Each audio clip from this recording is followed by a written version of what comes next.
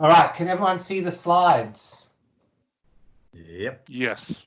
Thank you. So thanks everyone for joining. Today we are focusing on psychology. So the psychology behind the stresses of COVID, and also child psychology about if you've got kids at home, homeschooling, balancing that with working from home, and some ideas. So we have two guest psychologists, Tammy and Belinda, who are going to present in a few minutes. And please, as usual with these work from home hour of powers, ask questions, don't be shy, and we will send out the slides after. But just to remind everyone, this is our community, and thank you everyone who's joining. So this is some of the people who are online. Not everyone joins every week, but for those who are here, thank you. And you can feel free to connect with each other as well. This is all about helping each other through this extraordinary time. So what's going on? What are you seeing? What's the newest post-Easter updates? I know from us, we've been following keenly about the reopening of the economy and what are the steps required for that. And I know Gavin and I talk a lot about reopening and what will happen, and we've shared with all of you some plans already about how to think about the reopening. But has anyone had any thoughts? Have any of you started talking about it at work, in the office? What are your topics that you are finding interesting?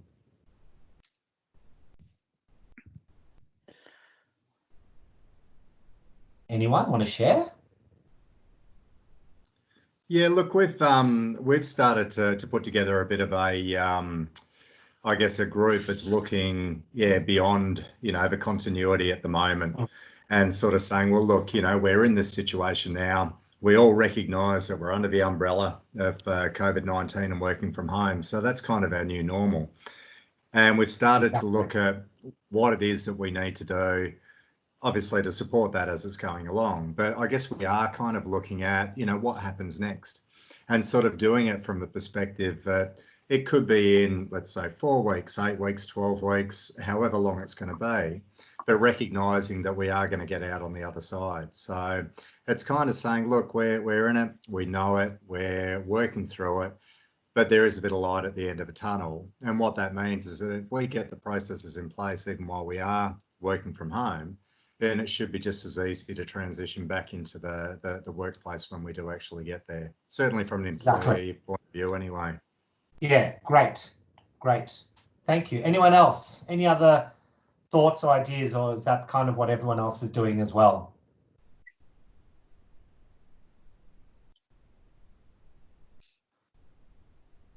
No? Okay, well, if you do have any other thoughts along the way, please don't be shy.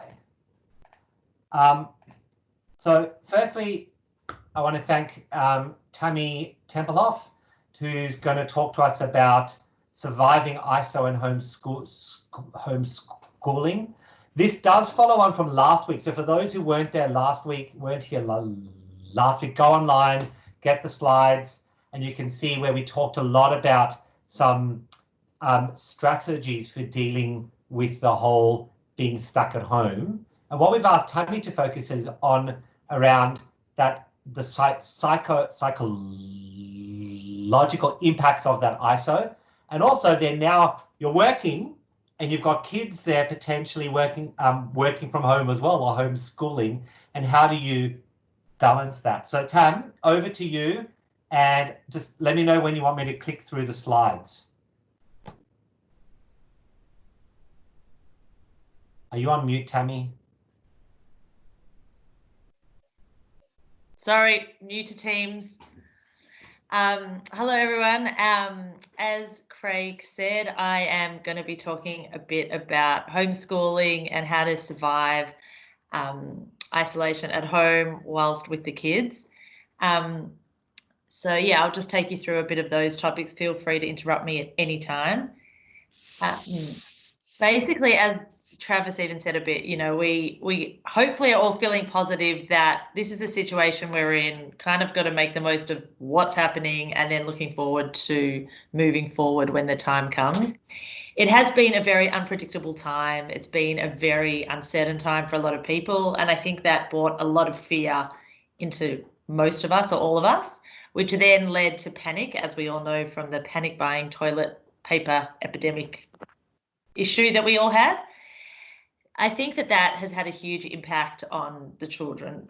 Kids, you know, sometimes they can kind of be sheltered or shielded from our issues, but this has really kind of helped them or let them see that parents get worried, and that's okay. You know, if we can model how we deal with that, I think that helps kids to realize that they can also get through it. We just need to make sure that the big thing is to focus on what we can do. So not to focus or try not to stress too much about what we can't do, but really try to focus on what we actually can do, what can be a bit more predictable in our most unpredictable time that a lot of us have ever had. So the first part of that, which I'm sure a lot of you are doing already, and I'm sorry if some of this is repeated from last week. I wasn't here last week to know what you guys talked about, was establishing daily routines. So this is really helpful for the kids with homeschooling and just generally to survive working at home whilst our kids are in the other room. So having timetables for older kids, you know, that could be them following their actual school timetable. That can really help. For younger kids, you might need to make your own schedule or ideas. You can get them involved in things that they want to do. When you're thinking about schedules, I think it's important to think about academic, so the work part of it, having a bit of creative time. If you're feeling creative or if your kid's a bit creative, find something different to do. Definitely physical exercise. We are lucky in Australia, we are allowed out our house to do exercise. That is very cool. So try to do that as much as possible. Some social interaction through FaceTime, through WhatsApp. I know with my kids, they've kind of not really wanted to talk to their friends so much in the past few days. They've kind of moved on from that. I still think it's important to try connect people, try connect them to their family and their friends. And of course, downtime, Netflix time, relaxing time. Don't feel like you have to work 24 hours a day because you're home in front of the computer and it's tempting to work all the time. Next slide. Thanks. So as I said, staying connected with friends and family, even when you're super busy and working 24 hours a day, I think is really important. Staying active, handling anxiety. So because we're all stressed, I think our kids are getting super stressed. A lot of them have just started homeschooling this week for term 2, and there's a lot of anxiety around that. How are we going to cope as the parents? How are they going to cope? How are they going to do it? What if our kids are really bad? What if they actually can't do this homeschooling? And so a lot of it is about communication, communicating with them, communicating with the school, and being very forgiving of you and your child to try and not to expect too much, I think is really important. Next slide. Okay, so I've got some ideas that hopefully will help you all. In terms of the scheduling ideas, I think it's really important to get them to go outside for recess and lunchtime. If you're working, it's really helpful if you could potentially try and move the meetings around a little bit so that you also get to go outside and have a bit of a break. If you can get it when they do, that's even better. I think that is really, really important. Ideally, in the most ideal world that we're not really living with at the moment, saying to them they don't have too much screens until they have their school breaks at recess or lunchtime, just like at school. Obviously, that's much harder for us if we're working. But I think that when kids know exactly what's happening, like at school, most kids function really well at school with the structure. So if you can set that up in these early few weeks of term 2, I think that will help us through the whole of term 2. I'm not sure if you guys, I'm assuming, have all figured out your workspace at home. We all kind of have to fit into our small apartments, houses, whatever it might be. Give your kids a really cool workspace if you can. If it's not cool, kind of try and make it cool, putting up posters, pictures, whatever it might be. We all feel better if we work with, like the backgrounds that I haven't added to mine. If we kind of do little things like that, it makes us just feel a bit more excited about what we have to do. I would also suggest some preparation. So really, if you can, try be prepared. Okay, this is what I'm going to do today. This is what my kids potentially are going to try do today. That's really important. For the older kids, I think the really good thing, my kids started homeschooling last term, the last few weeks. And that for the high school kids, for most of them, if they can get on a Zooms or a Teams and they sit there and join part of the classroom, it helps you not feel like you have to sit there and be with the kids all the time. That's major help. For the younger kids, what I would recommend is be in contact with the teachers, email them. They can email you back. Yes, they're very busy, but I think it's really important to contact them about what you think, or what if you're wondering any questions, if you're really worried about my kid can't do this work, or for a lot of us, I didn't even know my kids' timetables until I sat there and looked, and I'm like, wow, I don't even know what this subject really is. So it's a whole new experience for us to learn what they're actually learning at school, and then to realize, my kid's a lot less good at maths than I ever realized, so we're going to learn a whole new thing about our kids. And so I think speaking to the teachers, they actually know our kids better than we do academically. So I think that's really important. Obviously, lots of positive reinforcement. It can be really frustrating and it can just feel like they're not trying. But the more positive reinforcement you give them, the better it helps. All the research has showed us that from general homeschooling, and then just in terms of what we've learned from COVID so far, is that the primary school kids really only need about 1 to 2 hours a day of actual academic work. At school, they're there for a big chunk of time, and that's basically because there's 30 kids in the class or 25 kids in the class. And so if you take up each time how the kids need to cope with that, then it really gets to about 1 to 2 hours. Sorry. Just take a drink. And I think whatever you get is a bonus. So it kind of feels good if they do a lot more work. I was kind of hoping that my kids would get more work so that I could go do my own work. But you don't have to feel pressure that they need to do extra work, because they actually don't need to do the extra work. And if they're really, really struggling, I would just give them something else to do. And then later on, when you've finished work, find some subjects, maths, kitchen, vocabulary, watching TV, talking about stories. I think you can just think about what their subjects are and work around that, as opposed to always having to do exactly what is sent home, because it's really hard to do that. And if we put too much pressure on ourselves, we're not going to get our own work done. A passion project, talking about something that they love. You know what? If you just get them to do a project with what they love, you're doing super well. Every day is a new day. So wake up and think, they're resilient. They will take the new day as a whole new day. We stress about it, but they'll bring it on like it's never happened before.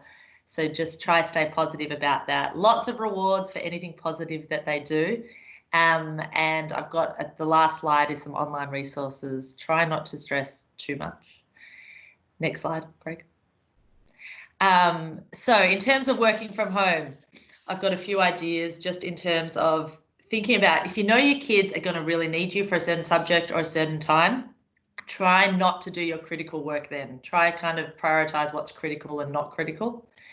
Share parenting, obviously, so the kids know when to go to which parent, if you've got both at home, if there are two parents at home who can do that.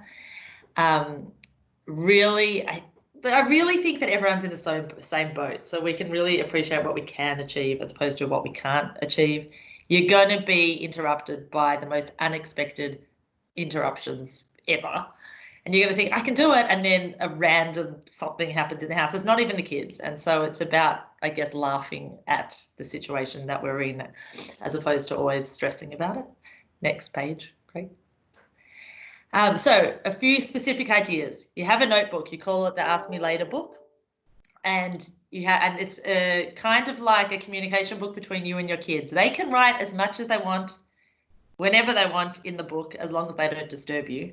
And any break that you have, you then write back to them little messages, little answers, teaching them urgent versus non-urgent. Like, how urgent really is it? They think it's urgent when the Wi-Fi has stopped working. It's not always that urgent. I sometimes say have a little traffic light system next to your desk. If it's on red, you put it on red. They cannot disturb you no matter what, even if the house is burning down. Maybe if the house is burning down. Orange, they need to reflect a little and try and think, will dad or mum really crack it at me if I can't talk to them right now? And then green means, yep, disturb me, I'm all good, I'm ready to go.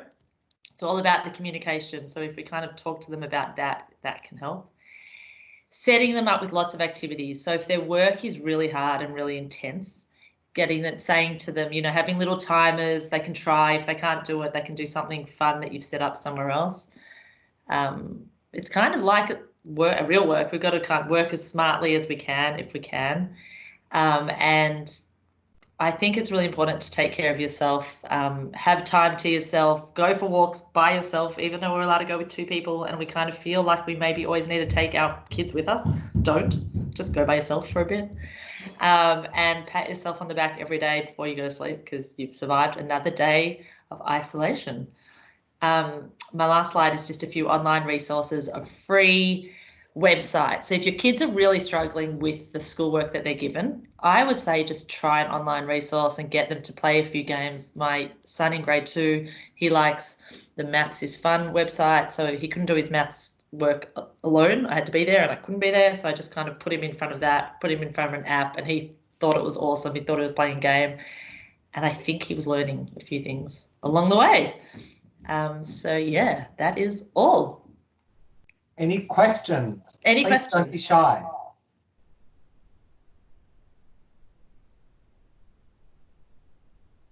Everyone's very quiet today. Okay, No questions, but that was a good bit of info there. I think you know, definitely some good things to be able to share with you know, with our team anyway, with our employees. So thank you. No problem. And one of my girls, she was getting sore eyes, and I realized that she wasn't used to being in front of a screen all day. And if you think about it, at school, they're looking down at the book and then they're looking up at the board, so they're focusing near and far quite often. And so I made her every 15 minutes look away from the screen and look across the room, so almost like looking at the board, and that helped her eyes adjust. So think about, you know, that they're now doing what we're kind of used to, looking at screens all day, but they haven't done that before. So some of their feelings might be, and some of the pain like headaches and eyes might be because they just need to adjust how they work to be more like a classroom style. Yes, definitely. And also I think in classroom they sometimes they're told to sit, even though they have to look down and up, they have to sit. I say, you know, you can walk around, you're at home. Walk around the room, then come back to your screen. If they're just staring at the screen, they're going to not enjoy their experience. And one other thing I didn't mention so much is their psychological impact for them. And if they're feeling stressed or worried, validating their feelings is important. You don't have to have the answers, but if they know that they're being heard, they will feel like it's a lot easier.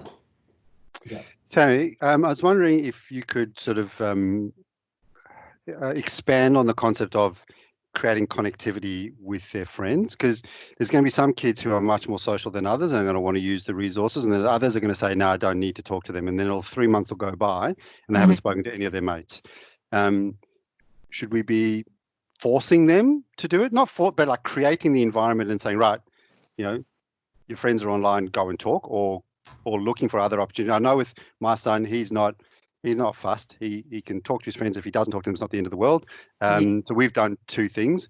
One is we've allowed him, when he does play on his Xbox, we've allowed him to connect through his mates so they can talk online. And they yes, talk which is what I was going to suggest. One of the ways, yeah, is the one thing we've done. But when I'm saying to him, you know, set up a Zoom chat or whatever, he just looks at me and goes, no. Whereas my daughter, she's on them. She's got one a day going with all of her friends. They all get on at whatever time. They have their little chit chat and then they get off. Should we be forcing kids to connect if they're not wanting to, particularly knowing that 3 months could go by where they don't necessarily suddenly talk to anybody else? Good question. Yeah, excellent question. So I think it's about not thinking of it as forcing, because otherwise it will become resistance and then it'll become a big fight.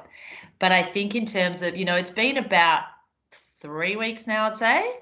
So I think if someone was struggling and kind of feeling like their kids haven't been communicating, I think it's been okay for the last few weeks, like giving everyone a break. I think a lot of the kids, as you said with your son, kind of, they didn't need it. I think in the next few weeks, it might be important to try reconnect, and you can use school as a way to do that. I'm hoping, and I've been telling schools to bring that up with kids through their meetings, their videos, trying to engage kids to work together sometimes so that you can do it that way.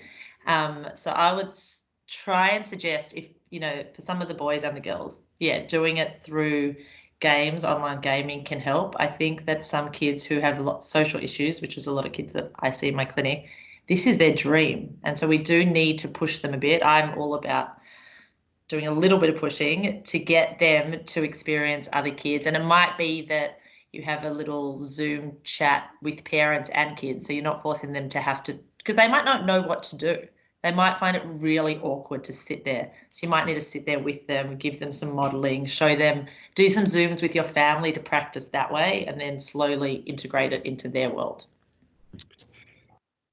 Cool. I found a good app for Chrome called Netflix Party, where it synchronizes Netflix between friends and has a chat feature, so you can all watch the same Netflix show and chat between yourselves. I'm going to give that a shot and see if they like having a film party or a TV party.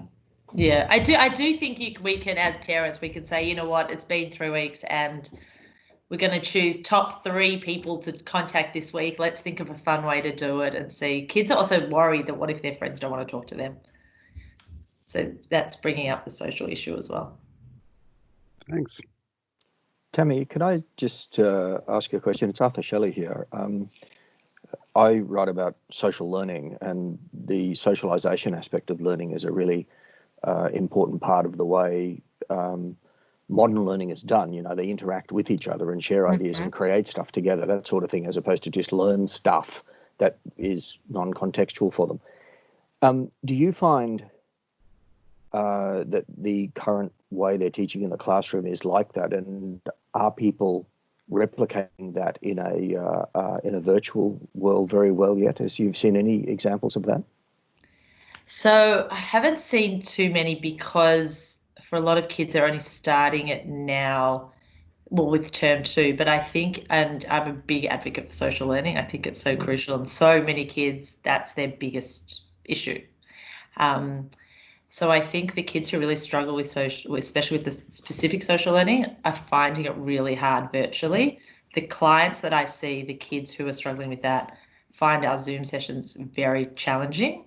So I think that it's an area where, you know, as you said, they're learning it at school, how to communicate, how to interact, how to pick up non-verbal cues, and it's a lot more challenging for them via virtual. And I think that's why a lot of kids are resisting doing their communications and interactions. And so hopefully we all learn a bit better how to do that, and the schools can manage that to help kids like that. It's interesting. There was a guy that wrote a lot of stuff about what do you call crews, and, you know, things like uniforms to recognize where someone fits into the fabric, and that's used in military and other stuff like that. But this idea of you know, should they get into their uniform to go to school, you know, to get into the right mindset, this sort of thing. And even working from home, you know, if people are still in their dressing gown at, you know, sort of 12 a.m., are you in the right mindset to be working productively? Have you seen anything on that sort of area about, you know, sort of dressing the part, so to speak? So, yeah, it's interesting because, you know, even with the clients I see, so there's a mix of private and public schools, and there's a mix of kids who have to be in school uniform, aren't allowed in their bedrooms, as opposed to you're allowed in your bed with your pajamas. I personally think that the kids who are in their uniforms, or at least in sitting up, not in a bed, will potentially have better productivity. And I'm assuming there's going to be research coming out quickly about that, and about, you know, even kids' responses, who's enjoying the process more based on what they're wearing and based on how connected they feel to everyone, because you can feel more disconnected. Absolutely, I totally agree with you. I can share some anecdotal evidence on that. So I said to my kids, I want you to put your PE uniforms on, not your school uniforms, because I don't like wearing the ties and stuff. And my 16-year-old said, not a snowflake's chance in hell is that happening, but she will dress smart casually. My year 7, my 12-year-old, 13-year-old, is loving it. He puts his PE uniform every day. He gets into his school mindset. When he finishes his day, he takes his PE uniform off, and he's getting a kick out of doing that. And I can see it. It's helping him focus because he kind of goes, I'm in that mindset. And I think for work, I think it's the same. I would challenge, people out there. We've had these conversations online a few times where we say to people, switch your cameras on, and you do hear the panic coming through with some people going, some of it's no, because I haven't done my hair and makeup, and some of it's no, because I'm in my PJs. Yeah. But you're right. It'd be interesting to see when the research starts to come out as to where, how much it can apply. But yeah, I agree with you, Gavin. I would doubt that the kids who are in PJs in their bed would be having better productivity or connection. Cool. Yeah. Thank you. Thank you. And that's contact information for Tammy there if you want to connect with her, ask more questions, thoughts. And we'll move on to Belinda. I'll leave you to introduce yourself, and please, again, let me know when you want me to flick slides. Okay, thank you. Thank you, Craig. Okay, hi, everyone. I'm Belinda. I'm Sydney-based. I'm a clinical psychologist, and similar to Tammy, I work with families and with children. But I also have a background in organisational sport psychology. And what's been interesting about this particular experience that we're all having is where it's happened very rapidly, and we've all had to adjust at the same time, whether that's a business or an individual or a government or a system. Systems have all had to simultaneously shift, and that's very unusual. So it's the only sort of similar example would possibly be a wartime experience where the whole of society is impacted at the same time. And interestingly, a lot of the social media that we might be seeing is likening this situation to wartime, in that, we're kind of, saying that we're lucky that this is our wartime experience because we get to stay home and watch Netflix, and that's a really fortunate thing. And I guess what we're going to talk about today is that actually it's not that fortunate in some ways, even though we're all obviously very glad that we're not risking our lives and limb in the way that we might be if we were in an actual war. But it's actually quite a strange experience because our stress system is not designed very well to moderate these kinds of experiences. This is quite a unique experience that we're not ready for as individuals, but also biologically and neurologically, we're not actually designed to respond very effectively in these sorts of situations. So I'll just, Craig, if we just show everybody the next slide. Sure. This is something that most of you probably would have seen before. This is the Yerkes-Dodson inverted U graph, and it basically says that people perform best under certain physiological arousal states, and that also accounts for emotional and neurological arousal. It's kind of a whole body experience. It's not just one part of your system. So there'd be a point where your overall arousal is quite low, and that's not usually a space where people perform their best and get into any kind of a flow, whether that's a workflow or a flow of ideas or a flow of any kind of output, because there just doesn't seem to be enough motivation, enough energy in the system to move things forward in a useful and effective way. So then kind of, we can call it stress, but we're not using that word stress as a negative. It's more just like pressures on the system, and pressures on the system are normal, and we're designed to respond to pressure, and that's our normal experience. So the pressure on the system increases, and that activates all of our structures and systems. So from a neurological level, it turns on our brain differently. our body responds differently, our heart rate will kind of be at a certain pace, and our breathing will match that, our blood flow. So even, you know, you would most likely have an awareness of this within yourself in a normal workspace, in your normal work history, and how you've achieved your work goals, but also your life goals up until this point. You know you're the sort of person who does better in, say, like group exercise rather than individual exercise, because in individual exercise you kind of go, oh, I'll just give myself a break now, or oh, I think I've done enough repetitions. But you know that if you go into a group exercise activity, you're with other people who are, you know, they're not sort of specifically watching you, but they, you know, people notice things, and so therefore you are going to complete the exercise more effectively. You're going to push yourself to do more repetitions, or something that's slightly higher than you would normally do, and so you improve, and it's your best the best possible outcome for you on that day. And so that's that middle area that we're seeing. It's not kind of like a specific point, it's more like a zone. And this is, you know, whether it's exercise or whether it's relaxing, whether it's work related, whether it's family time, the curve is sort of, it shifts and changes depending on what the activity is. And there'll be some things in your life, could be a really high powered executive meeting, or some kind of work related negotiation, and that, you know, people in those sorts of experiences tend to be quite activated and like very switched on, and very perceptive, and they're able to analyze all the information coming in at the same time and respond quickly and effectively.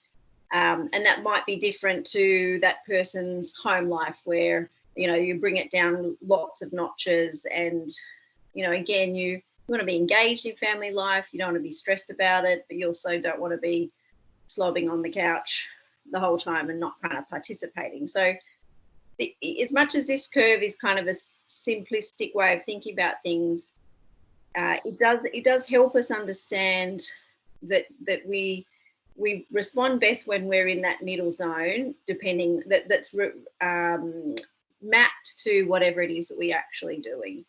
And so, you know, and on the other end, of course, is when our activation is excessive for whatever it is we're doing. So that usually means that we make mistakes, or we don't analyze information properly, so we miss things, or we put things together inaccurately. It can also mean on a physical level, sort of like falling over or dropping something, or fumbling, or sort of not being able to make it to the end, that kind of thing. So it doesn't matter what the activity is or what you're doing, as soon as you've hit that end part of the curve, a lot of your sort of effectiveness will drop right off. And so you know, we've all had those sorts of days where we just can't quite think properly. We feel really stressed, but also really ineffective, or really stressed, but also quite fatigued and very unsettled. You might notice it feeling really uncomfortable, or just not being able to focus, or just being agitated or annoyed. So, you know, it kind of, it is a simple framework, but you can map it in a useful way to most kinds of experiences. So, Craig, if we just go on to the next slide, we'll kind of see why, if this is a way of explaining how we normally function. If we look at this very specific experience of the stressors of COVID-19, you can see that we are not designed to be stressed and immobilized at the same time. They don't work very well together. And all the things about stress in the way that we would usually manage are the very things that are causing the stress in the first place. So, for example, if you go to loss of routine and loss of connection, these are kind of your day-to-day experiences, then this could be as simple as what Arthur and Tammy were saying before, that you get up in the morning, you have a shower, you get dressed in the certain kinds of clothing, you go to a certain kind of a place, you see the same people, you go to the same coffee place, and routine, the purpose of routine is more like a neurological groove. So you imagine what happens is that every time you do that routine, your brain creates a neurological pathway, and every time you do it, it makes that pathway stronger and stronger. And that helps us as a species and as individuals to basically just feel very settled and connected to our lives, to our day-to-day lives and the people in our lives, and gives us a sense of security and safety. And remembering that a lot of these things, they're not conscious thoughts. So you're not going to get to work and you're going to say to yourself, isn't it nice that Beth makes my coffee every morning and she knows what I like? And, then I come upstairs and I see my colleagues and we make a joke about something or other. These are not conscious thoughts that you're going to be having. You may notice from time to time that something's comforting and you're aware of that, but the majority of these things are very subconscious, and your brain loves them, but you couldn't necessarily describe them or what the impact of them is. But we really notice when they're suddenly not there. So loss of routine and loss of connection, if you think about it from like a neurological groove point of view, is now you're on a flat plane. So your brain is kind of a bit aimless because it doesn't have this groove to just slot into. And therefore you must work a lot harder to do the same things that you normally do. So if you take a work task, for example, if your brain's in a groove, the work task is kind of partly already automatic, and then you can produce it quite reliably. Whereas if you're out of your groove, your brain's sort of like, think of it like a very flat surface with a round ball that it could move anywhere at any time, and there's no direction, there's nothing holding it in any sort of pattern. And we're all capable of responding to that, but it requires effort. And that is effort that therefore you don't have available to you for other tasks, so higher order tasks. So you're trying to solve a complex problem, you've got less sort of brain space available to do that.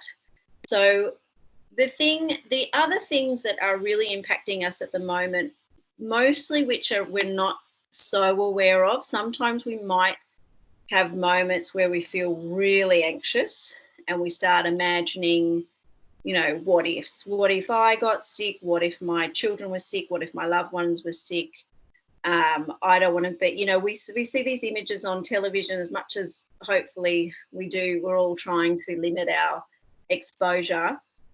That we are seeing these images of people, dying, and we're seeing images of bodies and dead people, and and we're reading stories that are actually very scary. And what that means, and it's on two levels too. It's kind of like there's this actual threat of say being ill or dying, but then there's also these threats to the economy, and threats to society as a whole. What's this going to look like next year, the year after? It changes our whole way of life. So from a subconscious point of view, your brain would be finding that very overwhelmingly difficult, and would go through ebbs and flows where it sort of, you might become suddenly very aware of these worries and feel very stressed or upset. But then at other times, you might not be aware of it, but it'll be sitting in the background. And what that means is your body will be trying to help you manage that. And again, that takes energy, and therefore your energy is less available for other things that you might be doing. So whenever we're in a stress, responding to a stressor, what happens is our whole system goes into fight, flight, or freeze. And they're kind of, it probably actually should be flight, fight, and freeze, because our first instinct is to run away. That's our kind of call to action to get out. If we can't get out, then, you know, we'll physically take it on. If we can't take it on physically, then we play dead, and we become literally frozen and can't move. So those are the kind of the three very hardwired parts of our processes that none of us, you know, they're part of our safety mechanism. So, you know, as a species, we wouldn't have survived if we didn't have these mechanisms. They're very powerful, and if they take over, it's quite overwhelming, and they create a whole cascade of changes that sort of start off neurologically and then turn into physiological and then emotional, you know, or it can go in different orders. It kind of depends on the situation. So, you know, that does mean that you can have times where you're feeling very physically anxious, you're feeling somatically agitated, you might just be really annoyed, or your heart's beating faster than usual, or things are just bothering you, or, you know, things are upsetting you in a way that they would normally upset you.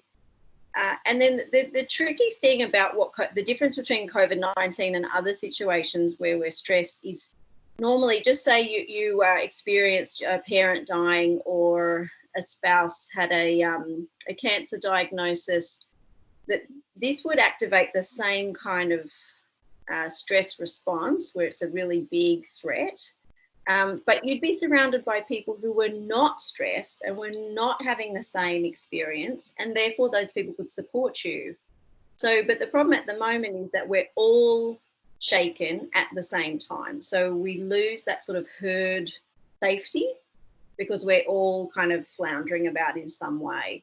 So that's very problematic, because that's one of our main ways of managing sort of this more traumatic or catastrophic stress. So that connection is lost. The other way that we manage stress is through routine. So by going through our usual days and weeks, this can help us manage, because it gives us a focus. But this has also been taken away from us in a way. And as Tammy was saying, we're actually having to redo our routines and rewrite them. And we're needing to apply effort to do that.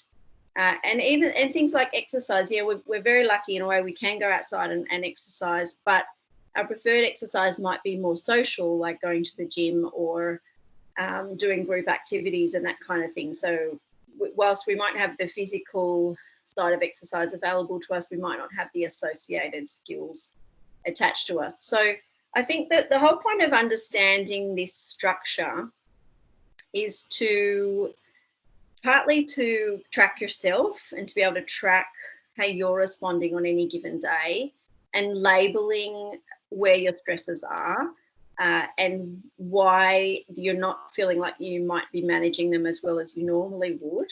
And being able, if you can understand that for yourself and bring it into your conscious awareness, it does at least then make sense to you why you're feeling really emotional or agitated, or you're just not very productive on that particular day. Then also, if you're in terms of your relationships, whether it's your colleagues or your family, you're not necessarily going to be yourself, or you know, at any given moment. You could be, you know, like less switched on, not as bright as you were before. You're just not quite answering things as we used to, or just a bit more agitated, or you know, you're just basically not yourself, and that's very normal. So we've got to be able to say, yeah, I'm not feeling myself, but I'm also recognizing that that's quite normal right now. And then we are then left to our creativity to recognize that, hey, this is where I'm at, this is how it's impacting me as myself as well as my relationships. Normally I would do these things. Normally these things would be really soothing or comforting to me in a time of stress. And I can't do those things because of this situation. And so therefore I've got to go back to the drawing board and rethink. So, similarly with creativity in general, that we come to a place of like a clear slate or a flat plane. Anything is possible. So we do have ways of getting those structures to switch on, but it doesn't always. We almost need to very consciously activate those in these situations. So hopefully that all makes sense and you can relate to different parts of that. And if anyone has any questions, please jump on in. Any questions?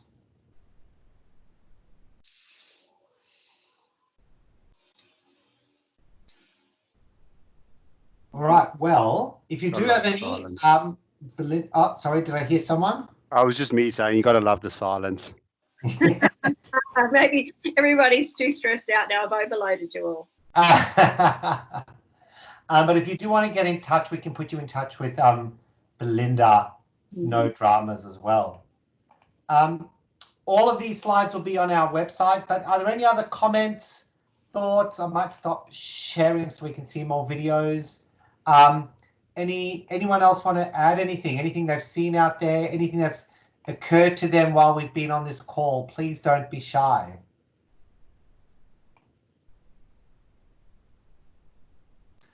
Yeah, one thing I saw somewhere online the other day, but it was a bit of a quote that said, "You're not working from home. You're at home during a crisis trying to work." So I just thought it was a nice way to sort of frame it as well, and kind of take a little bit of pressure off, I guess, some of the things that, you know, people may be feeling along the way, whether it is, you know, trying to look after your kids with their schooling, or whether it is dealing with your own stresses. But yes, ultimately, yeah, look, you know, we're as I said, you know, we're kind of lucky enough to still be working, and I guess that's the big thing. But yeah, I just thought it was a nice way to frame it and think about it a bit differently. Excellent. It is. So I might just jump in for next week. We're going to keep these going. I resent out the email just to sort of keep them going, and it's nice to see a few familiar faces all the time, and we've got a few new people jumping in and out. We're going to move away from the psych side of things. So we've done it. I think we've covered off it this week and last week, and for the next couple of weeks, we want to focus a lot more on workplace. So next week we have another speaker coming to join us who's really going to focus on workplace behaviour and insights around that. And then following that, we've got some individuals who are going to join us around customer experience, around how your customers are experiencing it and looking at that lens. And we also have some other experts around people have done research into workplace flexibility and all the telecommunicating that we're doing. So we've got a number of experts. Oh, sorry, and the last one as well that we've also lined up is around security. So we have our security head of security who's going to come in and just talk about how that's different now in the world that we're facing, and some of those both online and physical security side of things being very different. So we're shifting a little bit. We're going to focus more on those. If there are any specific topics or things that you think you wouldn't mind us going out to do some research around, or finding some people to come in and share. We had flirted with the idea of, we do have an emergency doctor who's on our panel and a good friend of ours, but I've been hesitant to get him on board because I think he'd just scare everybody if he really told us what's going on. But if anyone is interested in that side of things, we do have access to those experts. But if there's anything particular, just flick us through an email and we'll do our best to see who we can rustle up to come and join us. But both Tammy and Belinda, thanks very much for sharing your insights. We'll share it with everybody else. If there's nothing else, guys, then we'll finish up early. But don't tell your boss you finished early, because now you got 8 minutes that you don't know what to do with. seven minutes. And yeah, anyway, but thanks a lot, guys. Thanks everybody. If there's any other last closing words, we might call it a day. And it's 4 o'clock. It must be time to knock off. Everyone should go home. Have a good weekend, everyone. Thanks, everyone. Bye-bye. Thanks. Cheers. Bye. Yeah, thanks very much. Cheers. Thanks, everyone. Bye.